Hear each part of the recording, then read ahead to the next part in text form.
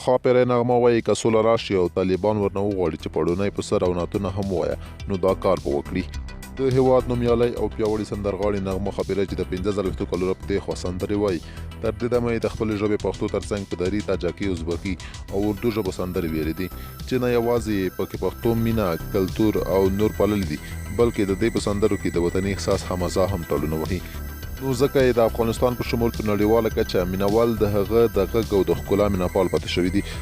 نغمه خاپیری د افغانستان د کندهار ولایت د عینو مینې سره تړاو لري چې له 12 کلنۍ راهیسې یې سندرې پیل کړي دي او تر اوسه یې په غږ او ښکلا کې توپیر نه دی راغلی. خاپیری نغمه وایي د داسې یوه ولس هنرمند یم چې موسیقي خوښوي خو هنرمند یې نه دی خوښ. د پښتو ژبې نامتو هنرمند نغمه وایي چې هغه د داسې ولس هنرمنده ده چې موسیقي یې خوښیږي خو هنرمندان یې هېڅکله هم نه خوښیږي. خاپیری نغمه چې د ډیوه راډیو سره یې مرکه کولو وایي چې له ماشومتوبه خلکو هڅوله چې زمزمې وکړي او ملي سرود او ترانې به یې په خپل غږ کې زمزمه کولې.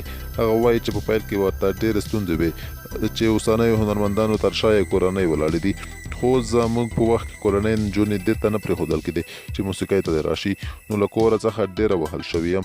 نغمه زیاتوي چې خپل ورور د مکتب څخه هم په کور کې نیولې وه، که څه هم هغه په مکتب کې ډېره لایقه وه خو ورور یې مکتب ته نه پرېښوده.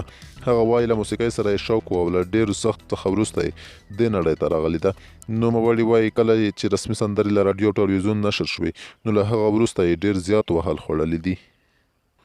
نغمه چې له وړوکوالي څخه په خاپیری باندې مشهوره ده، خپلې کورنۍ ورته له پیدایښت وروسته د خاپیری نوم کېښود چې له لویېدو وروسته هم پرې همدغه نوم پاتې شو.